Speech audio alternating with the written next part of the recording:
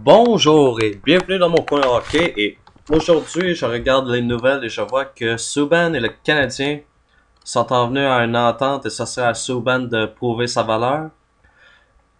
Connaissant les négociations, le Canadien avait fait une offre initiale à je pense c'est 5,25 millions de dollars. Subban réclamait 8 millions puis je me disais ben voyons Subban 8 millions il est-tu fou? Puis là je regarde les nouvelles, on va regarder un peu plus bas puis là je vois ça ici 9 millions par année. Puis si je me trompe pas, c'est pour 8 ans. Et là, je me suis dit, bâtard, ça n'a pas de bon sens, c'est beaucoup trop d'argent, et il vaut pas ça, blablabla, blablabla. Puis pendant que je pétais ma coche, j'avais été voir ici, c'est TSN. Je regardais les commentaires, puis il y a ce bonhomme-là, Boutot, en tout cas. Il dit que plusieurs personnes ne comprennent pas pourquoi Piquet a demandé, c'est quoi, 8,5 pour un an. J'avais dit 8 millions, c'est 8,5. Et pourquoi est-ce que le Canadien a fait 9 millions? Bien, la raison, c'est que, regardez ça ici, les Habs, les Canadiens, ils payent 6 années de Subban, où ce que Subban serait autonome. Donc, pas de trouble pendant 8 ans, dont 6 années, où ce que Subban aurait son autonomie, où ce qu'il pourrait négocier ailleurs, puis juste se joindre à l'équipe qui va déposer plus d'argent. Donc, ici, le Canadien se protège. Et à 9 millions, il faut aussi penser à l'inflation. Donc, Subban pourrait demander encore plus dans les années à venir. Donc, lorsque j'ai lu ça, j'ai commencé à me dire, ouais, il y a peut-être des bonnes chances. Donc, j'ai regardé les pour, les contre. J'ai regardé les commentaires des personnes. J'ai écouté ici une audio où il y a Vincent D'Anfos puis il y avait une autre personne qui discutait les points du contrat. Est-ce que Subban il vaut l'argent? Est-ce que c'est une bonne situation pour le club en général? Est-ce que Subban pourrait faire un capitaine? Ça a été mentionné. Puis ici, si ça vous intéresse sur le site internet du club du hockey canadien, vous pouvez voir la situation contractuelle du Canadien de Montréal. Et on peut voir ici 8 années pour Piquet Subban. Vous avez également des gars comme Pacioretty à 6 ans. Qui d'autre? C'est Carey Price, un autre 6 ans. Ben, ils ont déjà passé quelques années de contrat. Donc, disons 4 ans pour Price. Selon ce que Danfos se dit dans sa vidéo. Price, ce serait à 4 ans. Pacioretty, c'est un autre 4 ans. Il y a... Pardon. Il y a... Voyons. Où est-ce qu'il y a? Lars Eller qui a signé récemment. Donc, avec Gallagher, Galchenyuk, Tinordi, Beaulieu qui s'amène, tu sais, la gang de jeunes qui s'amènent. On a laissé partir des vieux vétérans qui vont faire la job puis qui coûtent beaucoup d'argent, mais qui vont pas nous donner ce qu'on a de besoin pour vraiment pousser l'équipe à fond. Donc, on avait l'espace de manœuvre pour signer Subban puis justifier toutes les moves. Ici, je vais prendre le temps de vous démontrer quelques notes que j'ai prises par rapport au pour et au contre de cette négociation. Bon, qu'est-ce qui se passe avec Subban? Dans un, j'avais dit que un mauvais investissement parce que il y avait un passé irresponsable. Et voici les points que j'ai mentionnés. De un, Subban, il est dur à diriger. C'est quelqu'un qui est flamboyant, qui a sa propre personnalité, il a une personnalité assez explosive. On l'a vu lors de la dernière année de l'ère du gérant, Monsieur Paul Gauthier. C'est ça? Monsieur Gauthier, je l'appelais tout le temps Monsieur Gauthier. On l'avait vu une fois s'engueuler avec le coach. Puis c'était pas Randy Coneyworth, c'était l'assistant à coach. C'était qui son nom? C'était-tu Galant? Vous me le direz dans les commentaires. En tout cas, il s'était engueulé avec le coach parce que il avait fait une erreur en zone défensive. Il avait pas checké ce qui se passait devant lui. Il a fait une mauvaise passe, ça a créé un but. Subban, il a une réputation aussi pour manger à puck. Puis c'est justement ce que Coneyworth disait. Pogner à puck puis essayer de monter d'un côté à l'autre de la patinoire. Puis lorsqu'il est déjà un joueur, c'est comme si il revenait sur ses pas pour essayer de rebattre le même joueur une deuxième fois. Les coéquipiers qui voulaient pas émettre de commentaires au sujet de Subban. Andrei Markov, une fois, il avait posé la question, puis il avait dit prochaine question, s'il vous plaît. Donc, Subban, ici, en gros, c'est un show-off. C'est quelqu'un qui peut distraire ses coéquipiers. Puis je me disais, Subban, c'est un gars qui est questionnable parce que ça va vraiment être un bon élément dans le casse-tête du Canadien. Subban que j'ai mentionné qui était gourmand lors des négociations, c'est quelqu'un qui veut beaucoup de l'argent. Puis lors la dernière négociation, il avait même fait une grève parce qu'il voulait absolument obtenir ce qu'il voulait. J'avais posé la question aussi, est-ce que Subban peut vraiment être un leader? Parce qu'il est encore jeune, il a sa personnalité flamboyante, il est dur à diriger. Est-ce qu'il peut vraiment être un capitaine? Markov, lui, à mon avis, c'est un leader silencieux, puis il va rester avec le A. Pour le titre de capitaine, j'avais entendu dire le nom de Tomáš Plekanec, puis à mon avis, ça avait du passé parce que Plekanec, c'est le genre de joueur qui a démontré une très bonne éthique de travail, qui s'est jamais plaint, il ferme sa gueule, il s'en va sa glace, il fait sa job. Lorsque les médias ils posent des questions, il va les répondre assez bien.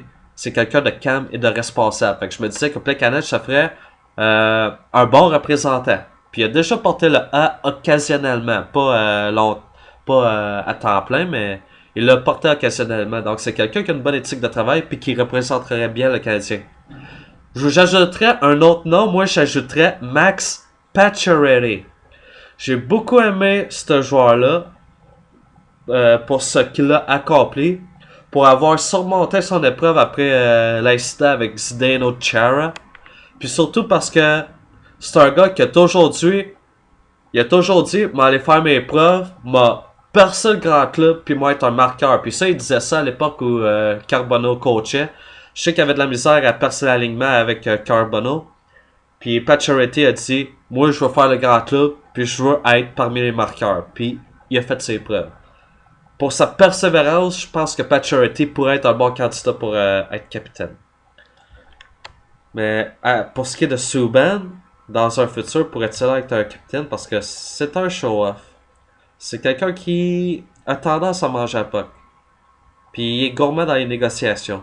Donc, est-ce que ça ferait un bon capitaine? Puis un autre élément aussi que je voulais rajouter. Subban a remporté le Norris, mais il a remporté le Norris dans une saison écourtée, dans une période d'une quarantaine de matchs. Comment est-ce qu'il peut performer dans une période de 82 matchs? On l'a pas su lors de cette année-là, il a remporté le Norris, puis la saison était terminée. Donc, est-ce que c'était légitime de lui donner un Norris durant une saison écourtée? C'est ça ma question. Est-ce que c'était légitime? Et finalement, juste pour vous connecter à mon dernier point, lors de la dernière saison, il est terminé loin du top 3 pour pour le Norris. Je regardais des statistiques il y a quelques semaines. Si je me trompe pas, il était 6e au classement pour les défenseurs. Vous me le direz si j'ai tort. Donnez-moi des commentaires, mais si je me trompe pas, Subban était 6. Certaines personnes vont dire que c'est pas si loin que ça, mais regarde là, t'as pas à côté le top 3. T'es même pas 4e. Il y a de l'espace entre toi et le top 3. C'est ça que je veux dire par tu es loin d'être dans le top 3. Et c'est juste pour dire que t'es encore loin pour dire que t'es le meilleur au monde. Et je rajouterais un autre point. Il est le défenseur le mieux payé en moyenne par saison. Il y a des défenseurs qui sont beaucoup meilleurs que lui, à mon avis. Vous pouvez penser à Duncan Keith, Drew Doughty, Shea Weber. Il y a déjà une bonne élite. Puis Subban, lui, il commence à émerger. Il n'est pas encore établi, à mon avis. Il y a encore des choses à prouver. Il en a fait des preuves. Mais ces preuves, ça a été fait à court terme. Est-ce qu'il peut démontrer une bonne éthique de travail ou une meilleure personnalité dans tout à long terme? C'est ça que je veux voir. Les bons points pour le contrat. Pardon si ça prend du temps, mais c'est juste parce que ça m'intéresse. Les bons points. Depuis l'arrivée de Michel Therrien et son équipe d'entraîneurs, Subban a fait preuve de persévérance. Ok? Et il a pris son coin. Il s'est mis à travailler. Il a travaillé fort. Puis j'ai beaucoup aimé ce que j'ai vu de la part de Subban. Subban aussi semble s'être calmé. On l'a vu, il est beaucoup plus patient. Que ce soit sur la glace ou lors des négociations, ok? Il commence pas à s'écrire toutes sortes d'affaires, ok? il sait quand il peut ouvrir sa trappe, il sait quand il doit se calmer. Puis ça, c'est une bonne chose de sa part.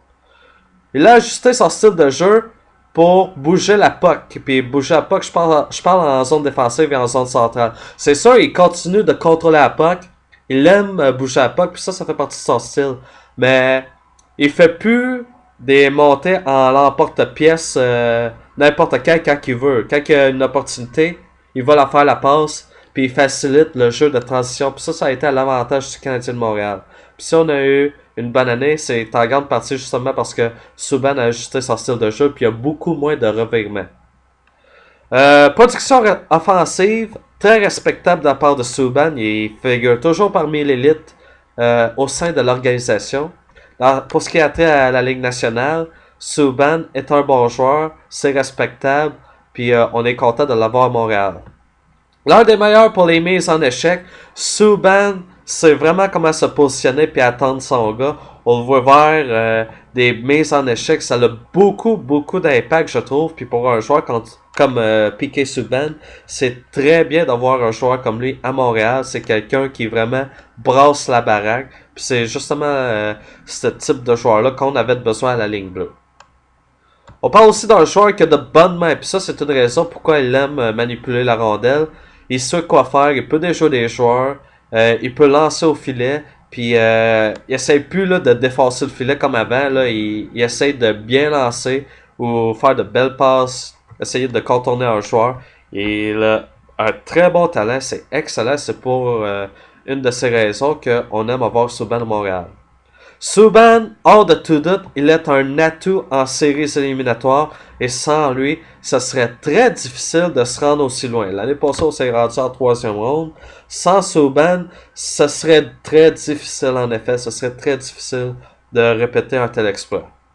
Et un très gros point, Subban c'est un favori des partisans. Donc, tous des points ici que je trouve valables pour dire que Subban a été une bonne prise. Et surtout, je rajouterais un autre point, l'inflation. Si on négocie aujourd'hui puis qu'on paye le gros montant maintenant, on n'aura pas à payer un plus gros montant plus tard. Donc, que ce soit réglé maintenant et que ce soit fait à long terme, c'est excellent. Je trouve que on a fait un bon point dans cette logique. Et maintenant, les points du GM que j'ai mis en vert ici. Donc, offre initiale à 5,25 millions par année. On a comme passé un message à Subban. Je pense pas qu'on l'a complètement poussé parce que je regardais un des commentaires. Donnez-moi quelques secondes. Si je me trompe pas, mais puis pas. Non, c'était pas ça là. D'après moi, c'était ici que je l'avais trouvé. Donnez-moi quelques secondes. Je pense que c'est ici. Pourquoi 9 000. Ça, ici. Pourquoi on n'a pas essayé de s'entendre dans un chiffre autour de 7 millions? Le Canadien offrait 5,25. Subban réclamait 8,5. Pourquoi on n'a pas été comme entre les deux? Un peu plus dans le côté de Subban, mais à 7 millions, je trouve que ça aurait été respectable. Puis une autre affaire, pourquoi est-ce que... Bon, dites-moi c'est quoi le montant à Crosby, mais ici, le gars nous a mentionné que Crosby, il est moins payé que Subban. Je pense pas que ce soit le cas, hein. Me semble que c'est pas ça exactement. Mais de la manière que ça s'arrange, il serait mieux payé que Crosby. Puis là, je le mets avec un point d'interrogation parce que je sais pas c'est quoi la valeur de Crosby par année. Mais ça a une certaine logique lorsqu'on voit le contrat attribué à Taves et à Kane par les Blackhawks de Chicago. Mais ça reste que c'est un défenseur.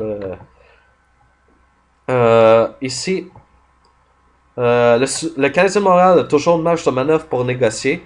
Et c'est d'ailleurs pourquoi on a bougé en laissant partir Gianta, en échangeant Georgios. On se préparait justement pour offrir des contrats à long terme pour des gars comme Eller puis Piquet Subban. Donc on avait l'espace, donc c'était possible de faire une telle offre. L'inflation, j'ai déjà mentionné l'inflation. Donc ce qu'il y a d'important, de plus important, je pense que c'est ce point ici.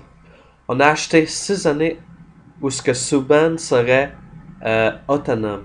Donc, 6 années où ce que la valeur de Subban ainsi que la valeur des autres défenseurs augmenterait beaucoup plus. À chaque année, la valeur des joueurs augmente. Puis on achète 6 années où ce que Subban sa valeur augmenterait. Donc, on parlerait plus de 9 millions, on pourrait parler de 10, 11, 12 millions. Donc, à long terme, il vaudrait beaucoup plus cher. Donc, ce serait un bon point, justement, dans cette perspective, où ce qu'on dit que Subban, on n'a pas à se soucier de son statut contractuel. Et finalement, pour le Canadien, la situation du gardien, défenseur et attaquant est assurée à long terme. Pourquoi je dis ça? Bon ben, Carey Price est ici pour au moins un autre 4 ans. Défenseur, Subban est là, Emlyn est là, Markov, je pense qu'il y a encore 2 ou 3 autres années. Donc les défenseurs, on va être correct. On a Beaulieu et Tinordi pour le futur. À l'attaque, on a Pacioretty. On a Emlyn, pas Emlyn, qu'est-ce que je raconte là? On a voyons, c'est quoi son nom? Lars Eller qui va être là à long terme. Puis Eller, je le vois un peu prendre la place à Plekanec. Certains vont dire que sa valeur est haute, mais à mon avis, Eller va se transformer en un attaquant qui va jouer dans les deux sens de la patinoire. Donc, j'ai pas de problème avec lui. On a un futur avec Galchenyuk Gallagher. Je pense qu'il y a d'autres attaquants qui vont s'ajouter dans un futur rapproché. Donc, à l'attaque, je pense qu'on va être correct. Je continue de dire qu'on va avoir besoin d'un défenseur à caractère offensif. On a besoin d'un attaquant dans le top 3. Mais on a une recette gagnante ici. On a Price, Pacioretty et Subban. Ici, on a un élément dans chaque position qui va nous permettre d'avoir un noyau que l'on peut bâtir autour et faire en sorte que le Canadien soit pas bon, mais plutôt très bon, qu'il soit compétitif à long terme. Puis ça, c'est une affaire que j'aime voir. Donc, Subban, bonne chose qu'il soit réglé à long terme. J'aurais aimé le voir signer, mettons, autour de 7 millions. 9 millions, je trouve que c'est beaucoup. Mais à long terme, à un moment donné, il y a des défenseurs qui vont signer pour beaucoup plus d'argent. Donc, à long terme, on n'aura pas à se soucier de Subban. Pour cette année et l'année prochaine, je pense que Subban vaut plus que son pesant d'or. Mais vous allez voir, après les 2 prochaines années, Subban, s'il continue à très bien performer et à être clutch, à jouer de manière responsable, il va être un élément qui va être excellent pour le Canadien dans le sens que il fait sa job, on paye l'argent, puis tant qu'un joueur travaille et nous donne des résultats, on se soucie pas de combien d'argent il paye. On est content de payer un employé qui fait le travail. Gomez, on n'était pas content parce qu'il travaillait pas. Subban, lui, s'il travaille, comme il le fait au cours des dernières années sur le régime de terrien et qu'il continue, on va tous être contents puis on n'aura pas à lui lancer des bébites ou à lui lancer des flèches comme vous voulez. Donc, c'était ce que j'avais à dire sur le dossier de Piquet Subban. Content qu'il soit ici à long terme. Pour les 2 prochaines années, pour cette année et l'année prochaine, ça va être cher payé. Mais à long terme, je pense que ça va être rentabilisé. Qu'est-ce que vous en dites? Qu'est-ce que vous en pensez? Donnez-moi des commentaires et on s'en reparle un peu plus tard.